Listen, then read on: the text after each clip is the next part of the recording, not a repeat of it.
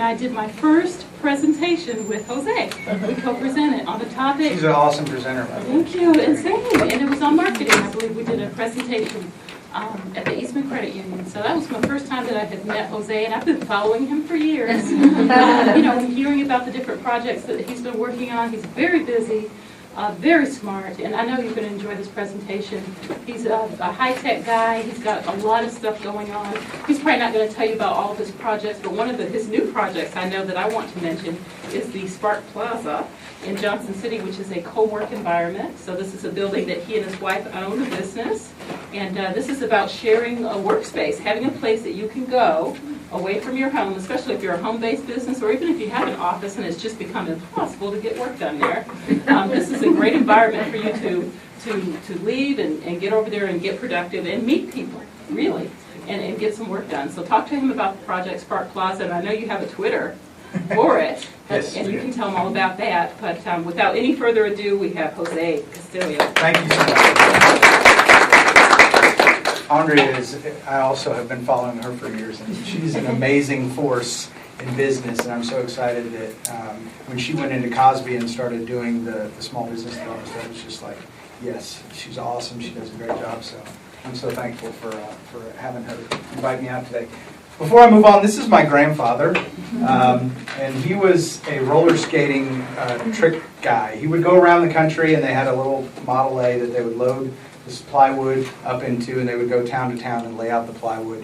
And him and his co-star would do tricks and swing her around from his neck. And so I'm going to attempt to do that a little bit today, entertain. So I'm going to need some volunteers if anybody's up for that. So who am I and how did I get in here? I looked at the speakers list and I'm the only guy presenting today. I was like, this is either a really good thing or a really bad thing. I don't know which. But I was very excited to be asked to speak here. I have a couple reasons I think why, I don't know. But I'm an attempt to be a good husband and father. And I cook and clean around the house. So I think that makes me somewhat valuable to my wife and the women that are in my life. So, but I'm very excited to be here.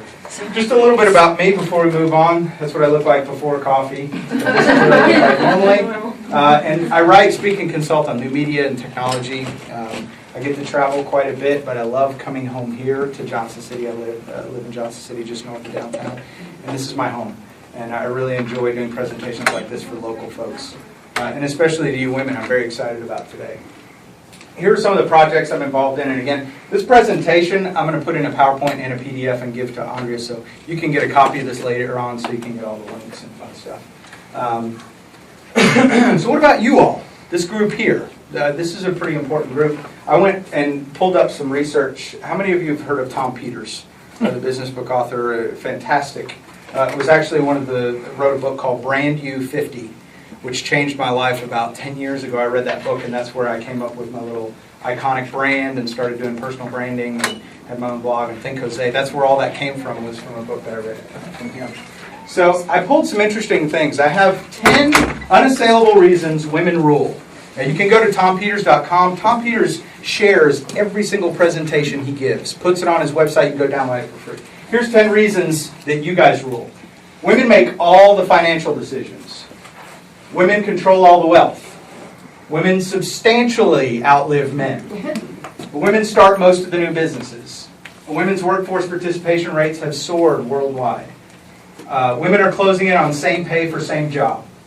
Women are penetrating senior ranks rapidly, even if the pace is slow for the corner office, per se, slower than we'd like it to be.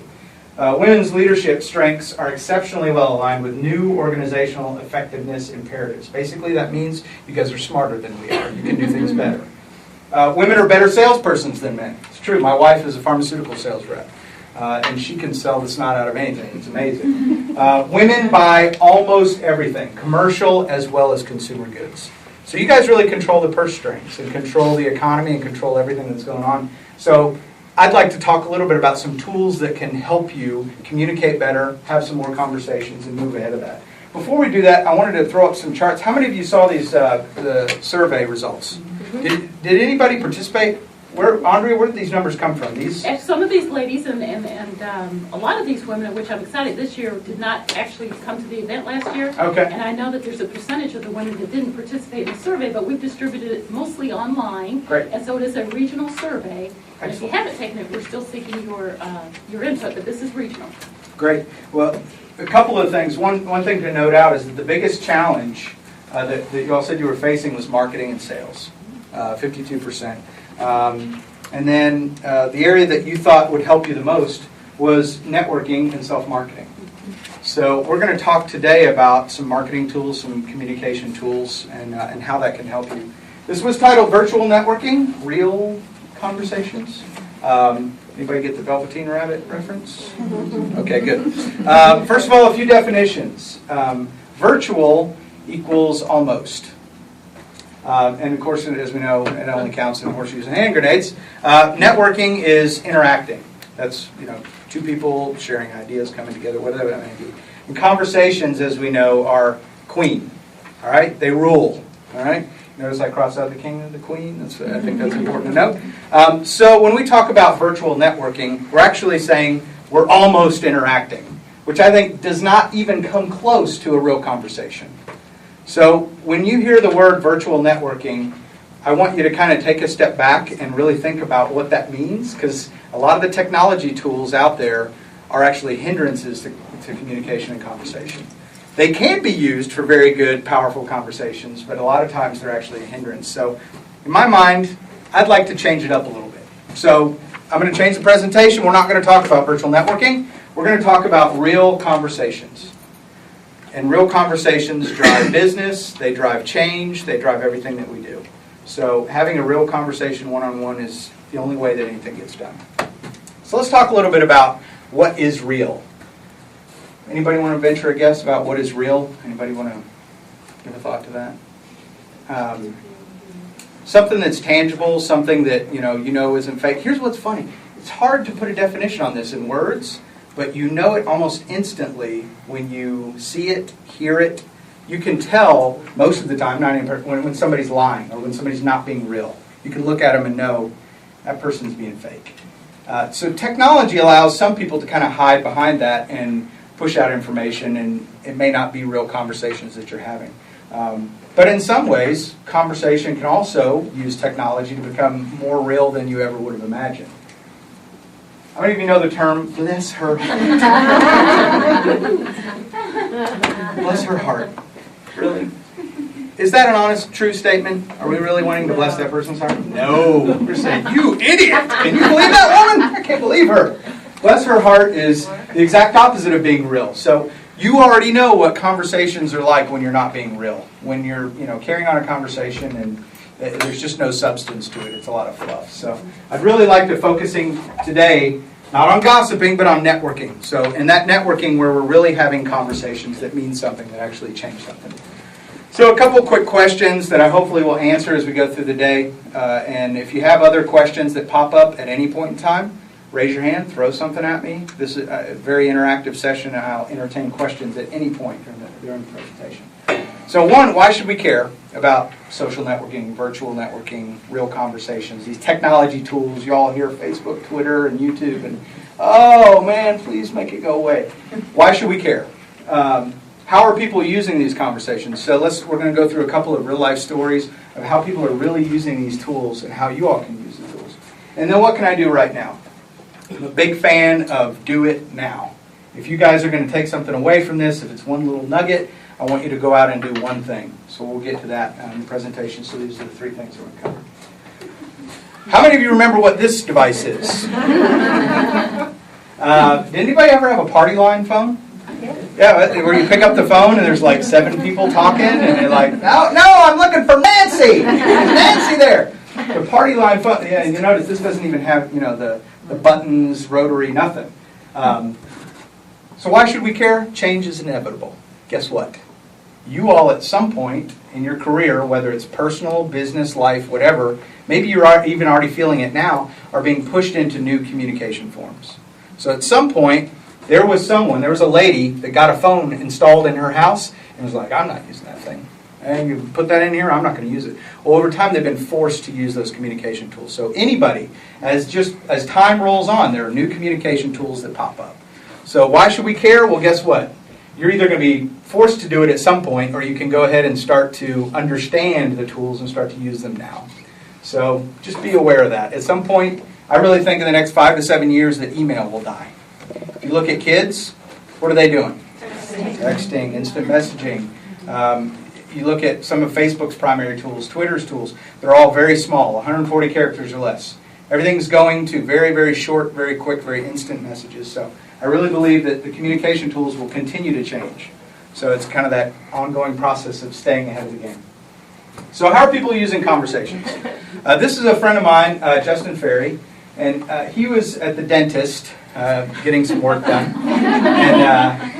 And I put out a message, and this is a very basic use of communication tools. But it was my dad's 60th birthday, and he wanted a parade. And I'm like, I come from a very creative, artsy family, and they're all like, woo, just nuts. And my dad is like, I want a parade for my 60th birthday. And I'm like, he lives in a whole other state, and I'm like, how am I going to do a parade for my dad on 60th birthday?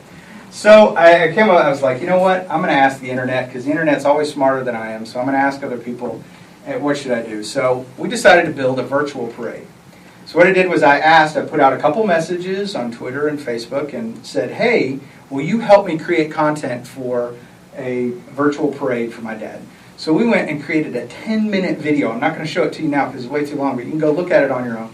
People from all over the world sent in photos and videos, and people I didn't even know were creating this one guy in an advertising agency down south somewhere spent like 30 minutes getting all these little Matchbox cars and putting little Happy Birthday Joe Post-it notes on it and rolling it in front of his camera and recording video for me. So I asked the internet and I said, hey, can you guys help me? And we wound up creating a 10-minute, 60th birthday parade for my dad. The other thing that comes out of this that's interesting is you can get a lot of content. You can have a lot more resources than you're used to having. The thing is the instant moment of it. As I asked this question, and Justin Ferry got my message on his phone while he's in the dentist chair, takes a picture, gets the doctor to take a picture of it, and then sends me the photo right away. So within 3 minutes of sending out the message, I already had something back from somebody that was in the middle of a dental operation. So not only is it a great and powerful tool to gather lots of content, also the immediacy of it is very powerful. Being able to motivate groups, bring people together in a split second. I want to talk a little bit about the power of video. I can't stress enough how much video is going to change how we use social networking and how we use communication. You can see it already if you've participated in a video chat, or if you've used any sort of distance education or any of those things where you can start to see how video is going to become really powerful. Another little story here that I'll share with you. This is a pair of Nike shoes that I bought at Dick's Sporting Goods, and I bought them on a Saturday. I went running on a Sunday. I was trying to, get in shape, work on the weight a little bit. And Sunday, and they started flapping up right here. And I was like, this is, a nice pair of shoes. I bought them for the Nike Plus thing so they would sync up with my iPod, and they didn't work. They started flapping up. So I took them back to the store, and Dick's said, we can't take that return of those shoes. We don't return shoes. It's just against our policy. So I was, of course, a little upset because they were expensive shoes. And they said, well, you have to call Nike. So I called Nike, and it was a wonderful experience. The Nike customer service was actually very, very good. But the ultimate conclusion of that was that we're not going to help you unless you send in the shoes, and then you have to wait 6 to 8 weeks for us to look at them and see if it was your fault or our fault, and then maybe we'll send you a credit to the online store to buy another pair of shoes. So I'm looking at like 2-3 months, and I'm like, I'm trying to work out now. I want to get this thing done. So here's what I did: is let me show this little video to you here.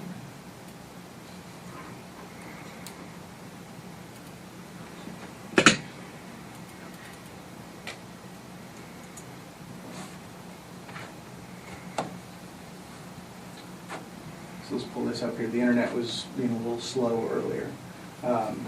Here we go.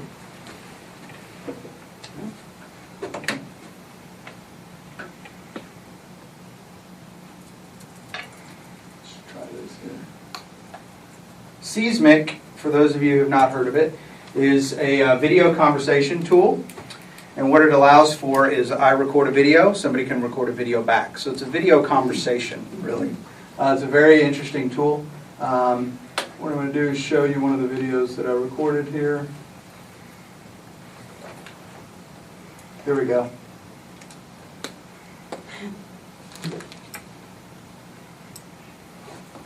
So watch this. Try and get this cable to reach to plug in the audio. Oh, let me pause it real quick.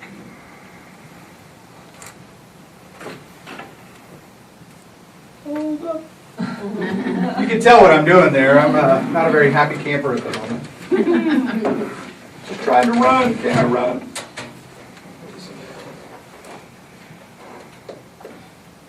There we go. That's what happens when you get high-tech people do the presentation. Yeah, geeks, look how much stuff I have plugged into my laptop. It's really insane. How many have you heard of Seismic before? For you. Okay, but one person's heard.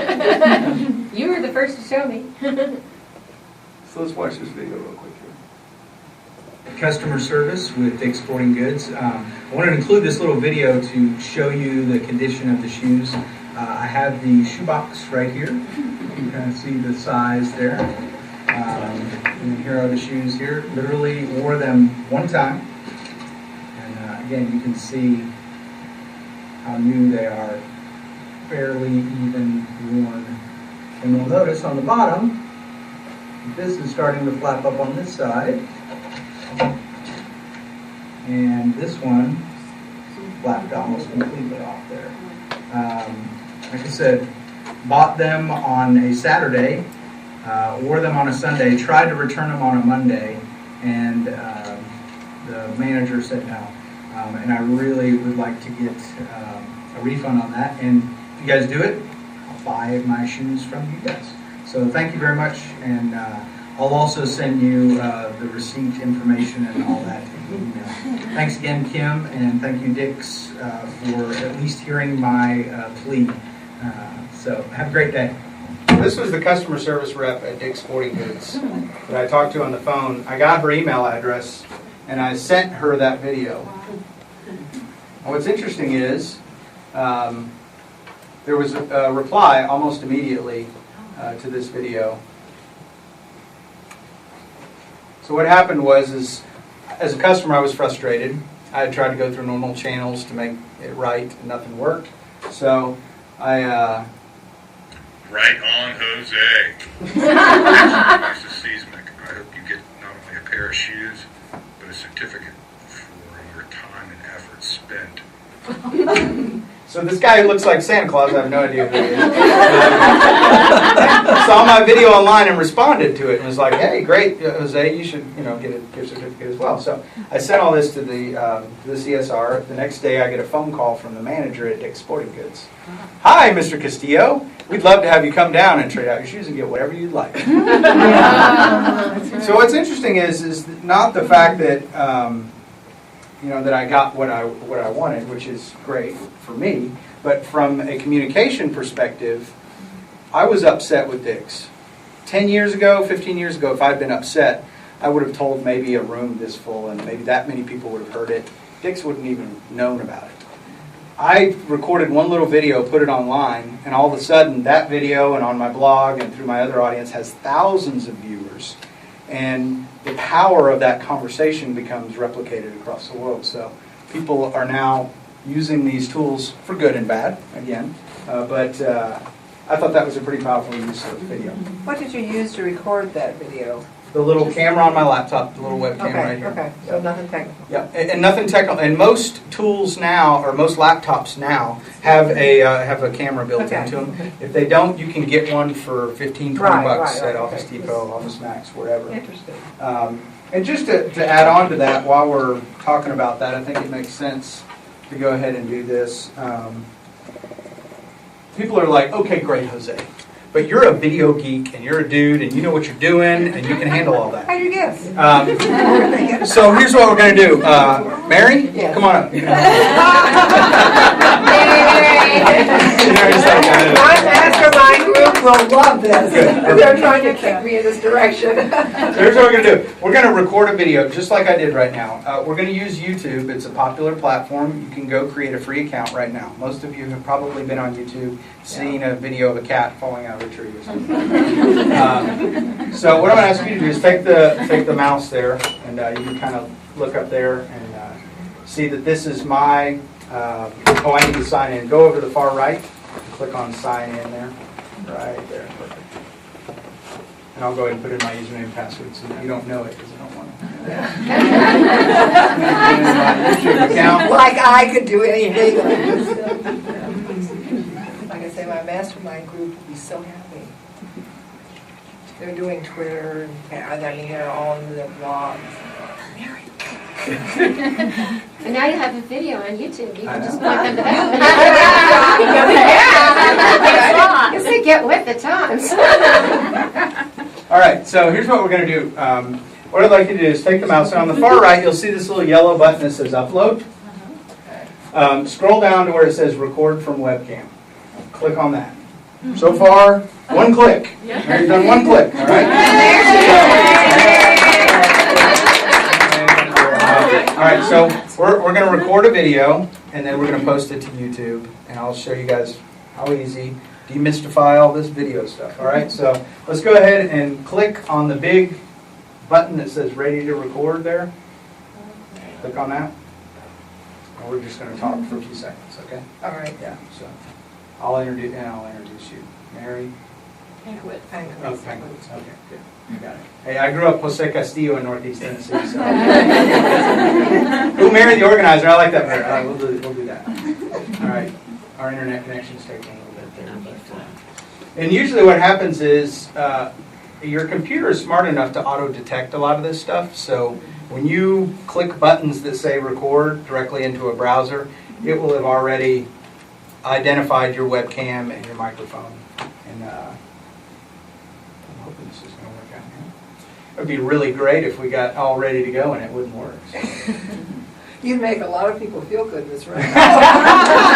Right? Here's the difference between a geek and somebody that doesn't think they're a geek is persistence level. That's all it is most geeks are just willing to try again and again and again until they figure out. You see the guys that like build their own computers and can do motherboards and all that stuff.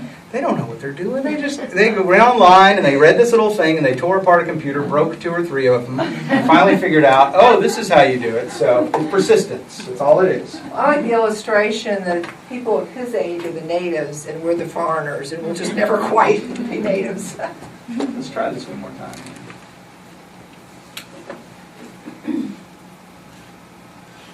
Make sure we can.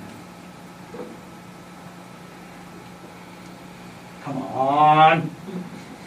Work with me. Here we go. Hey, how you doing? This is Jose Castillo with ThinkJose.com. This is Mary, the organizer. Mary, say hi. Hi, how are you all? Hey, we're having a lot of fun. We're actually here at the Women's Business Conference here in TriCities, Tennessee at the Northeast State. So I want to get a little shot of everybody. Everybody say hi. Hi. All right. Well, we'll see you guys again soon, and you can find out more at cosbe.org, KOSBE.org. Yay. Cool. So now I stop the video. Thank you so much. Thank you. See how hard that was? She did a great job. She's like, I clicked one button. So now what I can do is I can preview that so I can actually watch the video again, make sure we don't look like idiots. And so let's look at that again. Work with me. Here we go. Hey! ThinkJose.com. This is Mary, the organizer. Mary, say hi. Hi, how are you all? Hey, we're having a lot of fun. We're actually here at the Women's Business Conference here in TriCities, Tennessee at the Northeast State. So I'm going to get a shot of everybody. Everybody say hi. Oh, hang on, it's loading. It's still loading. All right. Well, we'll see you guys again soon, and you can find out more at cosbe.org. KOSBE.org. So there you go. So we got our video. We shot our video. Now I can publish it. So I'm just going to go ahead and click the publish button. And what it does is it takes that video that we recorded and it puts it up on my YouTube account. So now anybody that has subscribed to my YouTube account will now get that video. So how do we subscribe to your YouTube account? You go to YouTube and you click on subscribe to this channel. So what happens is a lot of these different social networks use the subscribe term just to mean bring me the content that I want to see. So I don't want to get too much into RSS, really simple syndication, but if you see that little orange square with the little lines in it, and it says RSS or feed or one of those things, all that is really simple syndication, and that allows you to pull content from one area to somewhere else. So kind of like, imagine you have a digital newspaper with your weather and your sports and your entertainment and your YouTube videos and whatever. You can pull all that content into one area to view it like a dashboard. So if you have a Yahoo homepage or a Google homepage, that's using that technology to pull all those things into one place for you to use. So subscription is just a way for you to get the content you want easier. So that you don't have to go to this web page and this web page and this web page. It all can come to you. So if we want to go see this, where do we go? Go to youtube.com. YouTube, okay. /St. Jose. Yeah, or you can just search for it, yeah. And the nice thing is the other thing about the web is how do we find something on the web? What do? Google it. So what you can do is add tags. So information is classified, like we have a couple librarians over here. How do you classify information? Like when somebody looks. According to subject or subject, there's other author. Keywords, there's other things that kind of surround, there's metadata that surrounds the name of that book. So you can do the same thing with a video, and that's what it's letting me do right now. It's saying, what's the title of it? So I can actually say, Think Jose, and I'll leave the date in there because that's important information. Think Jose and organizer Mary. And then I can put a description in here, so I can go in and write, we are at the Cosby.org Women's Conference. I'm not a very good speller or punctuation. I'm not into that. We're at the Women's Conference with Mary, the organizer. Do you have a website, Mary? Yes, clutterfree.biz. Hey, guess what we're doing? We're networking. So what I'm doing is I'm going to put in what was it? Clutterfree.biz. .biz. Perfect. So here's what happens now. Now I put that information in, and I can put some other tags and people, etc. I can set privacy. I can make it private so nobody else can see it, etc. So once I save all that information, now Google, when somebody searches for clutterfree.biz, this video will pull up as well. Oh. So that's good information because it's like, oh, Mary was at a conference and there's the video with her, and she's also has this website. So, or if somebody watches the video, they're like, oh, who's this Mary, the organizer person? Well, they can click on the link next to the video and go to your website. Oh, so cool. We like that. I have just gone up in the Thanks to Jose. Really awesome. But I think we got to thanks to Jose. Jose. No, you did it. You're the one that clicked the buttons. I just Jose. stood over here. Yes. I don't understand. What is seismic? Seismic. Okay, that's a good question. I don't even understand where that had a part in this. That was just another tool that I use to record videos. So it's a little bit different from YouTube in that it's more conversational. So I record a video, then someone would record a video in response. How did Dick's know that you had done that? Yeah, how did you get that? Good question. So I called Dick's Sporting Goods customer service rep, and they said we can't do anything. Yeah. And so I got her email address, Okay. and I recorded this video, and I sent her a link to that video and a copy of the receipt. So she got an email with that video. She clicked on it and she watched that video, and I'm sure she passed it along to a few supervisors, etc. So Seismic is just another tool that you can use to have video conversations online. Did that answer your question? Mm-hmm. Good. And the gentleman who responded with his video, he was just somebody random. Totally random guy. No idea who he was. Because I publicize my Seismic feed, so I make all my Seismic videos public. So he was just searching through. I don't know what he was saying. And he found my video and responded. So, yeah, so it's, again, the power of search. And I don't know, maybe he was a disgruntled Dick's customer as well. I wrote a post 3 years ago about, and it was called Panera Sucks. And it wasn't that Panera sucked, it was that they had those giant straws for the green tea smoothies. So now, 3 years later, I'm still getting comments on a blog post of people that are ticked off at Panera. So if you Google Panera Sucks, my blog comes up in the first page. And I didn't even mean to be angry at Panera. I just used a word that a lot of people are searching for. So a lot of disgruntled bakers come to my site. To move on, Gary Vaynerchuk. How many of you have heard of Gary? A few, yes. Okay, good. A couple people. Gary Vaynerchuk is a first-generation immigrant family, started a small wine and liquor store in New Jersey.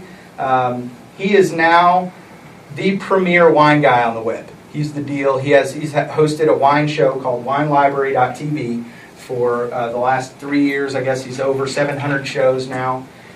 He's been on Conan O'Brien, David Letterman, The Today Show, you name it, he's been out there. All because he's really passionate, and he used his video camera to talk about things he was passionate about. The quality of the videos is not that great. It's about him and his wine. He tastes the wine. He has a big personality. He likes to talk about it in a different way. It's not, falutin, highfalutin, whatever. It's very common. Just, hey, this is what it tastes like. It tastes like, sour apple bubblegum or whatever. So he was on Donnie Deutsch, The Big Idea, and he said something that I thought was amazing. I would rather have 1 million friends than $10 million. Let me say that one more time. I would rather have 1 million friends than $10 million. The reason that he said that was he realized the power of a network. The power of being able to mobilize and ask people questions, and at the spur of the moment, if you have a critical thing happen, that you can respond, you can ask and get people to respond right away. Small town mentality, now with a global feel. I get a flat tire in Johnson City and I pull over the side of the road. Usually somebody stops. Hey buddy, you okay? Can I help you out? Are you all right? That mentality is now taken on a global scale. I had my dad's website, sandstory.com. Plug him. He's a big sand artist. He's really cool. He had his web server, the company that did his e-commerce, his shopping cart, went down yesterday. They actually went bankrupt. Who is it? It's not a company. It's Think Big. Oh, okay. And so I get a call from my dad, and he's freaking. He's like, because that money is just, people are still buying product online, and it's just going into a black hole. So what do? Put out a message on Twitter. Need help now with e-commerce issue. I got 5 phone calls. I got 4 Twitter responses. I got 3 emails, a bunch of Facebook responses. And it said all from that one message that I put out from my phone. And I was like, hey, I have a problem. I need your help. And I got all these responses, and I fixed the problem. Yesterday I had somebody actually came over to my office, fixed it for free. So they're going to be getting my business. So the power of a network. Having a group of people that you can ask things of and do things for. It's reciprocal. So Gary Vee and I actually have a pretty good friendship. Relationships matter now more than ever. He asked me to do something. He had an event that was going on, and so he sent it to me. Hey, Jose, will you pass this on for me? Well, yeah, I'm going to send it on for him. I'm a friend. We have a relationship online, a real relationship. Something where you actually are, talking more than just, hey, will you give me this? Will you give me that? And again, we know what that feels like. And that genuine feeling of, sure, I'm going to do something for him. So one of the other things is access. Being able to have access to people. I'm friends with MC Hammer on Twitter. Yes, the real MC Hammer with the big baggy pants. He's got a new startup called DanceJam.com, where he is have people do dance-offs, kind of like American Idol, but with dancing. So if I have a question, like I actually had a question about Go Tribe, one of the companies that I helped start with health and wellness and fitness, so I sent him a question on Twitter and got a response. So being able, again, to have access to folks that normally, if I tried to pick up the phone and get a hold of MC Hammer, forget it. There's no way I'm going to be able to get a hold of him. So let's talk a little bit about the concerns, and then we'll get into the tools. And I'm going to try and leave the rest of the time for questions. I'm going to pull some stuff up. We're going to play around with some things and have some more fun like we did with Mary. So some concerns. The internet never forgets. Toothpaste is out of the tube on that one. So if you are concerned at all about privacy issues or a photo of yourself or a photo of your family or text or any of that, do not put it online. Bar none. The internet never forgets, and even if they say it's behind a firewall, it's private, secure, whatever, it's not. All right? People can steal stuff online. They can swipe your laptop. They can do that. So do not put things online that you do not want the entire world to see. All right? We all got that one? Okay, good. No answer, that means it's too late on that one, right? Well, and for some people it is. I mean, I hear a lot now, particularly in the job hunt, where college students are trying to get jobs, and they're, people that are hiring them are going on their Facebook page and going, dude, you were drunk last night with 7 friends at a bar. I don't know that that's what we're looking for. So you really need to be careful, again, about what you put online stays online. Here's a little fun thing for you. If you want to go to archive.org, they have this tool called the Wayback Machine. You can go back to the beginning of the internet and see every single website that has ever been on the internet. You can find out what IBM's website looked like when it first launched. You can find out all those things. So there's always stuff that archive.org is actually a good tool. I use it a lot in research for domains and things like that to try and find out what something looked like. These things are always changing. So you can actually go back and find out in October, when was it, 2001 or something, when I launched one of my blogs, you can go back and see what it originally looked like, and it looked horrible. Secondly, how personal is too personal? Photos, videos, kids, women especially. Stay safe, but don't let fear run your life. Okay? Safe, and a lot of that has to do with your own personal perceptions. Okay, so you need to be very clear with yourself and your family about what you put online. I do not put pictures of my girls online. I have a 2-year-old and a 5-year-old daughter, and I have a Flickr account, flickr.com. And I have a list of all these URLs at the end, so don't worry, you don't have to write them down. But I put up a lot of photos when I travel and speak and do all this. Very rarely, almost never, will I put up a photo of my girls. For me, it's a personal issue.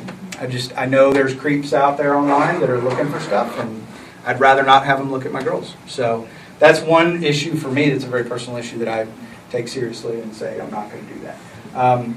You need to kind of in your mind or even on a piece of paper come up with your own set of guidelines of how you would like to, whether it's building your personal brand online, and as I'm sure you've noted, a lot of people in the social networking world that are women like to use some of their God-given gifts to get more people to follow them.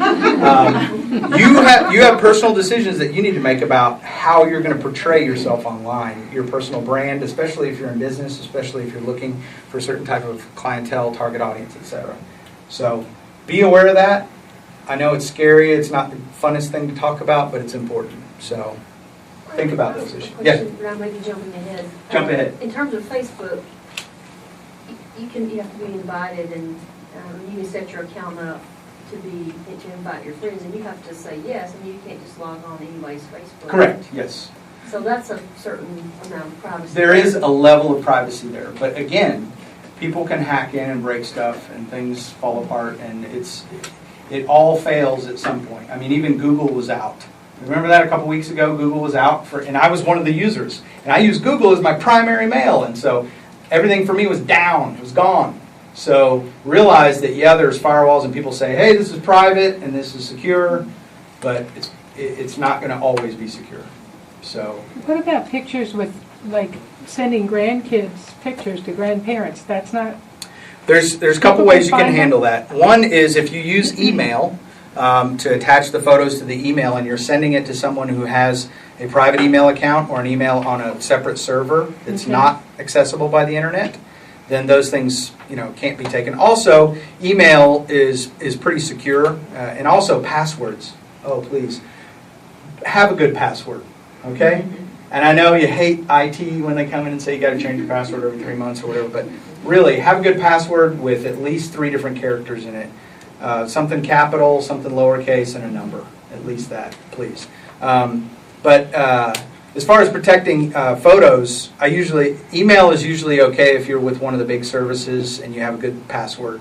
And there are also some sites that will, like Mobile Me with Apple has a pretty strong secure site where you can put up photos, and somebody has to have a password in order to get those photos. And I do that. My wife actually uses Shutterfly, Shutterfly.com. She puts up all the photos of the kids and us and the girls and everybody, and you have to have a password to log in to see that. So that's one way that she uses. There's also ShareFile. ShareFile, yep. Dropio. There's a lot of tools you can use to share things password protected. The last thing. Oh, sorry. Go ahead. What about like cell phones, sending pictures back and forth? Sexting. That's a big issue for kids, isn't it? Not you personally. Sorry.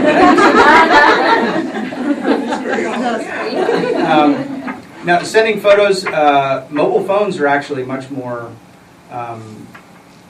unsecure than laptops and the internet, and they're starting to get through some of those issues right now with technology, but it's still an issue. And what I recommend is, one is you download stuff off of your phone. So if you take photos, plug it into your laptop or get your geek friend. That's one of my to-dos, is find a geek friend, to get those off your phone. So when you take photos, it's great. You can share them. You can make sure you download them, because if you ever lose your phone. Another thing, a lot of phones have passwords. Put a password on your phone. That's a good way to keep things secure. But yeah, that's a big issue now that pretty much every phone has a camera and can shoot video, and more and more access. And it's a good thing and a bad thing. So. How do people access? If you have pictures on your phone, how would somebody access that? What happens is, if your phone can connect to the internet, which a lot of them do now, that phone, it looks just like a computer to anybody out there on the internet. So what can happen is they do have some encryption, little wall between your phone and the internet, but it's not as strong as most of them designed for computers and PCs. So a hacker can get through that wall onto your phone, steal your information, contacts, photos, etc., whatever. So the other thing is Bluetooth. It's not probably not a big issue around here, but in bigger cities, there's Bluetooth phishing. So if you turn on Bluetooth to be recognized by anybody, somebody can actually use Bluetooth to access your phone as well. So I recommend that if you're not using your Bluetooth earpiece, you turn off your Bluetooth on your phone. Sorry to freak everybody out. Everybody's like, we're not using technology. Get this. Man. 741. Yeah. Scary. Let's get back to the good things. One more concern, and then we'll move on to Facebook. Time. A lot of people are like, Jose, great. I would love to have a Facebook account or a Twitter account or do this. I don't have the time. My recommendation to you is start small. Pick one thing. Facebook is probably the easiest tool to get into, to help find some friends, to kind of get into the stream of things. Take 10 minutes a day, or 10 minutes a couple times a week, and just like as if you were exercising or whatever, do it for 5-10 minutes and then shut it off and walk away. And You can't get anything done. well, it comes with time. I mean, it comes with experience too. Being able to say, hey, once I've kind of learned, okay, I open up my notifications and I can see who's commented. I have some messages, and then I kind of move on. Some people do this through the day.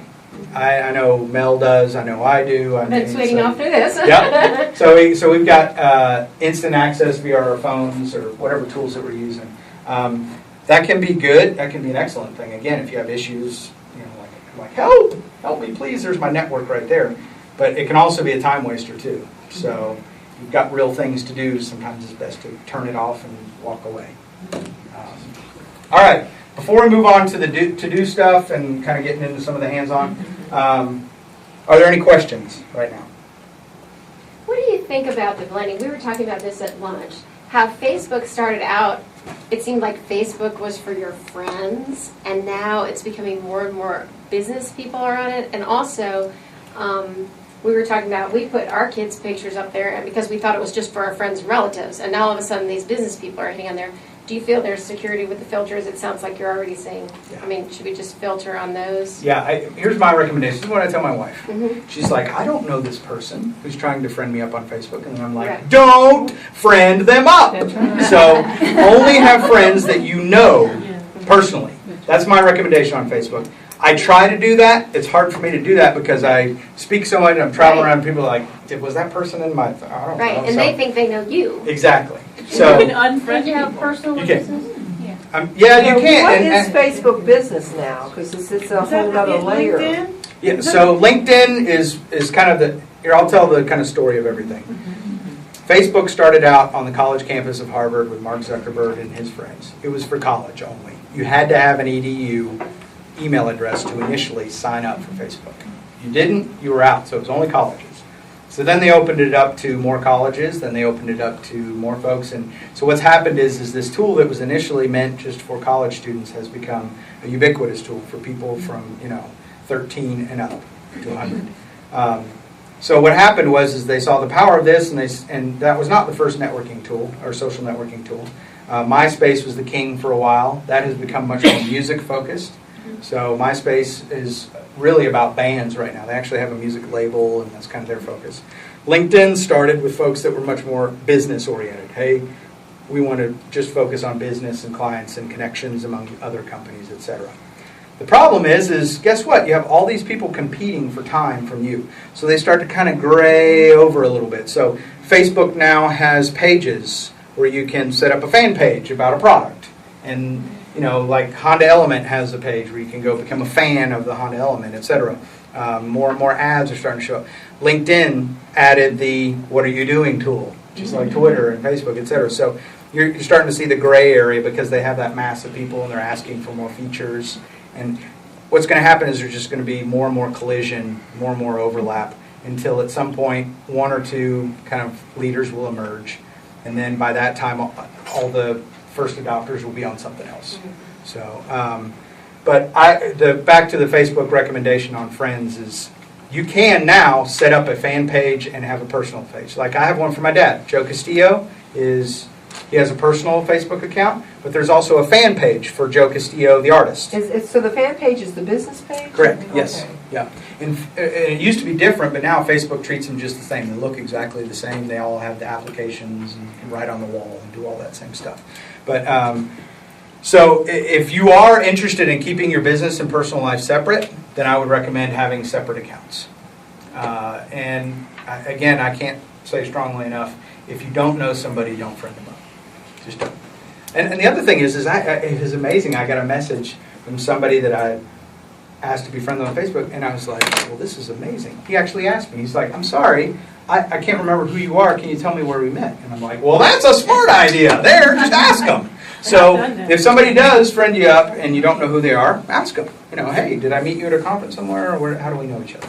So don't be afraid to ask. And you can always block them. But it's kind of weird because, and maybe women are especially this way, but you kind of think, oh gosh, I don't want to be rude. I feel the same way. I'm like, I don't want them to not think that I don't know them. Right. I just like, hey, Jose, you should know me. We're buddies. I'm like, I have no idea who you are. So I can understand why that would be an issue. And in that case, I usually just don't friend them.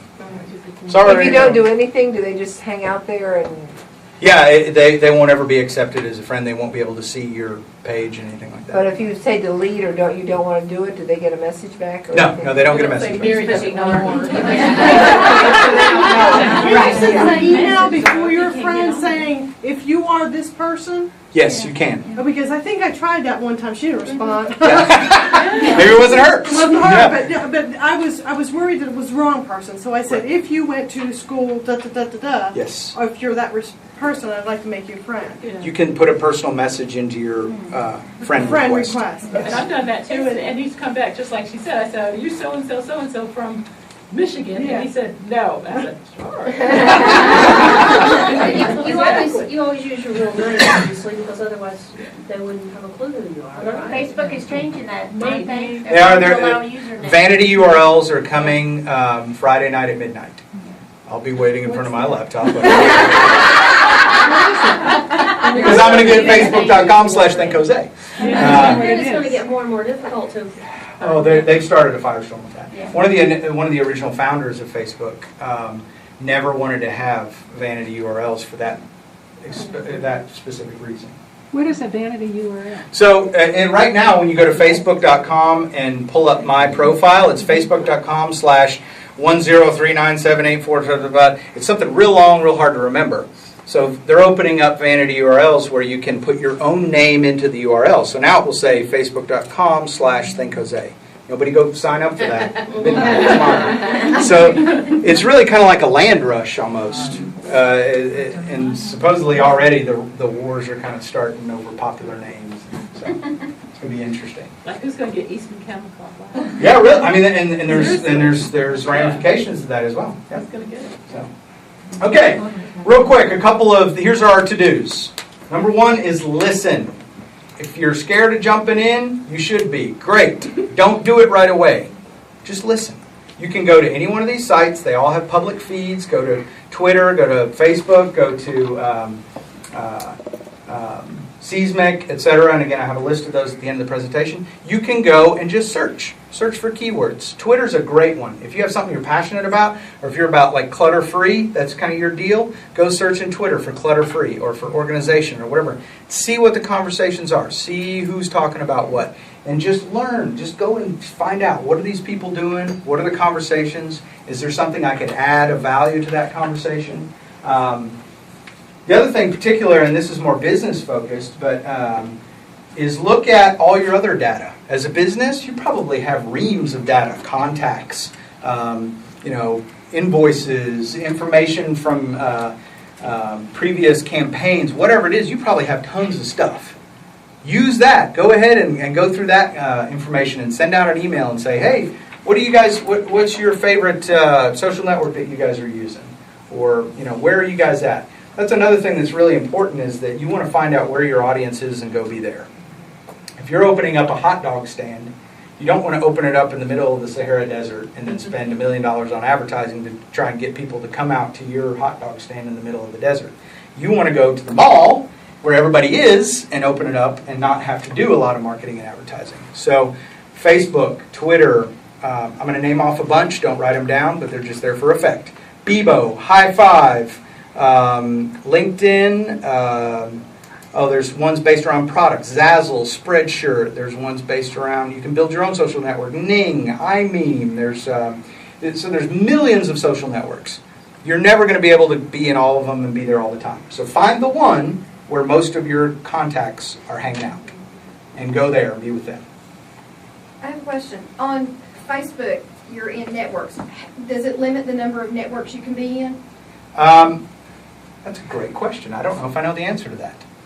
If you're in Kingsport, like you cannot, unless you go in my experience, I do not. Geographic, yes, network, but you can be part of other networks. So geographically, you have to pick one network that you're a part of, or you can say no network selected. But then you can be part of other networks that are not geographic based. Geographic, you can only use one. Yes. And right now there's a huge stank about all the Johnson City people are like, why do we have to be in the Kingsport network? We want our own city network. So there's literally a Facebook page petition started by a friend of mine with thousands of signatures that got are like, LinkedIn. I know. That's Johnson City. I know. Tell me about it. So first, listen. Yes, go ahead. Back on Twitter. Yeah. Earlier when you were saying that you were helping your dad when he called in a panic, and you said, so I sent out a tweet. Mm-hmm. Did you send that to friends that you knew that would know about that, or did you send that out of subject matter? That was a public broadcast. So what happens in Twitter is I have people that follow me. So what happens is when I set up an account, it's just me. I put a message, and Twitter lets me put 140 characters of text in there. So what happens is, over time, people like me or they like what I say, so they follow me. So in other words, they can get my message in a variety of different ways. They can get it on their phone, they can get it in their email, they can get it on the web, they can see it in a lot of different variations. So what happened is I now have about over 1,000 followers, and so when I put out that message, it goes to those 1,000 people in a variety of different formats. Well, someone like me that doesn't have any followers, how can I get help? So here's the deal. It's just like real life. It's just like walking into a room of people you don't know. And it's like, how are you doing? My name's Jose. Here's what I do. Oh, what do you do? Oh, that's really interesting. That's great. We should be, okay, let's trade cards. Hey, how you doing? I'm Jose. Hey, Nice to meet you. It's the same thing. You build relationships. It's the exact same thing as face-to-face. It's just using these tools. It takes a little time, but it's worth it. Some people create tools where you can cheat and you can get all these followers and you can use geeky stuff to do that. Don't do that. Just be real. be honest, have those real conversations, and people will come. Because people are always searching. Because that's another thing, Google picks up Twitter. Google loves Twitter. Because it's instant messages all the time. It's all that data. So Google's pulling that, so you start searching. Search for Think Jose, and my Twitter feed is usually like 2 or 3 in the top, because I'm always updating Twitter. The other thing I use Twitter for is to update multiple things. So I use Twitter to update Twitter, my Facebook, my blog, friend feed, Plaxo, LinkedIn, etc. I can use all one message to update everything. I noticed on MSN you can Bing. What is Bing? Bing is the new search engine from Microsoft. They're attempting to kind of one-up Google in saying that they can do better decision making. So in other words, instead of just searching and getting a bunch of junk, it actually gives you more relevant information. I haven't been very impressed so far. If you would really like to try, this would be fun. This is kind of geeky, but it's cool. There's a new search engine called Wolfram Alpha. And it is very cool. Very cool search engine. I think I don't know that it would ever kill Google, but it's pretty sweet. It actually, and it has a sense of humor too, which I think I find very interesting. So first is listen. If that's the only thing you do out of this class, hallelujah, just listen. Go do some searching about stuff you're passionate about. Listen a little bit. Next thing is learn. Find a geek. It may be a husband, a son, it may be a friend, it may be whoever it is, it may be your daughter in high school, it may be whoever it is. Find that geek and attach yourself to the hip to them and just be able to have them on speed dial. I mean, that's just one of the things you got to do. Things change so fast, you got to have somebody that you can kind of count on to help answer those questions.